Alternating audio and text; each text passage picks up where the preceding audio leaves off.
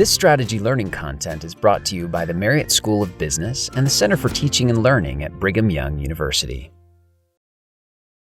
It is great if you can examine a company and effectively describe its strategy. This is a crucial first step, but one of the most essential activities of a strategic leader is to look at a situation and clearly, accurately, and honestly state how things are going. Are we winning or losing against the competition? Are we completely dominating, or are we looking doomed? Is our company healthy or sick?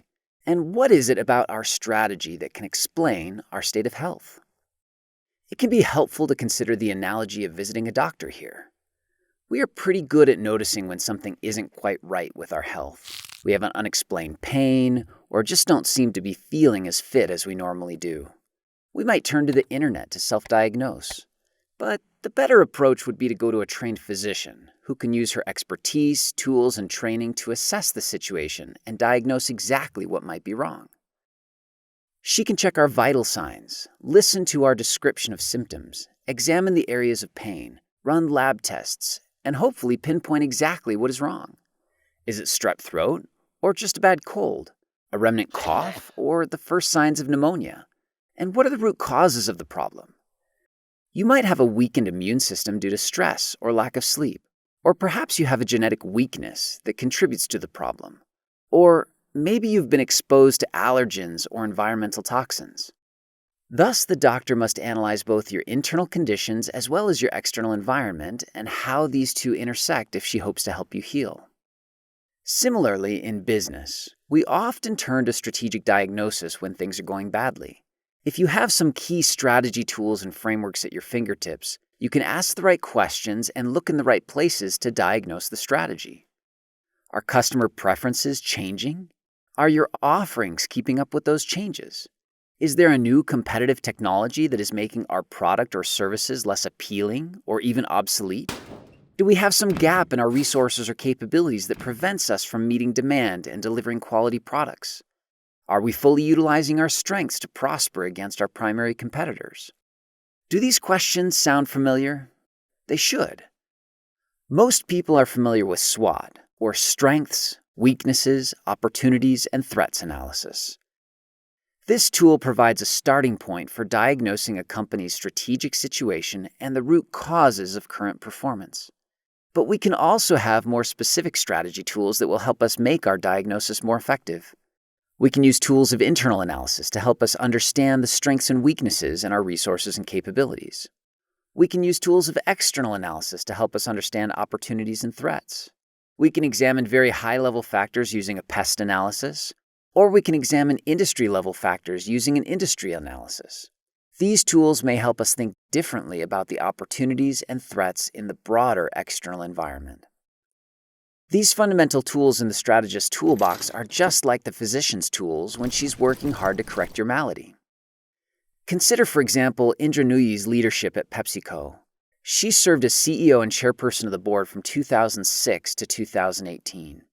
During that time period, customer preferences were shifting significantly towards healthy eating options.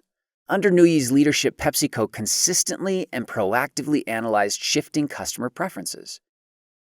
Nooyi commented on this, stating, "PepsiCo as a company has had a history of strategic acuity, and as a company we have always anticipated megatrends and skated towards those trends and try to proactively shape the portfolio."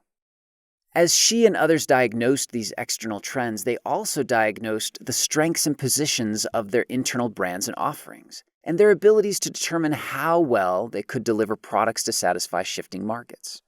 She facilitated continual reconfiguration of the product portfolio to adapt to these shifting trends. PepsiCo evolved a portfolio of products in 3 broad categories: fun for you, better for you, and good for you. The good for you category consisted of healthy snacks and drinks that accounted for approximately $20 billion of PepsiCo's almost $70 billion in annual sales by 2015. By consistently using strategy tools to understand what is happening outside of the company and what that means in terms of organizing resources and capabilities inside the company, PepsiCo has identified moves that position the company for continued success. Now, many of us wait until we are sick to go see the doctor. But some of us actually engage various health professionals for routine checkups in order to stay healthy, or perhaps to achieve certain goals. If you want to prepare for a marathon, for example, you may hire a personal trainer to help you get ready. The trainer will diagnose your current life strategies by examining your eating, sleeping, working and exercise habits, and routines. You may be very healthy, but the trainer can help you identify where you need to get even stronger so that you can achieve your next level of stretch goals. This is also a form of diagnosis. Similarly, businesses that are doing well are wise to diagnose their strategies to identify what is working well and how they can build on those strengths to further improve. Not only will this kind of diagnosis help to improve short-term performance, but it may help the company to build internal capabilities for the future.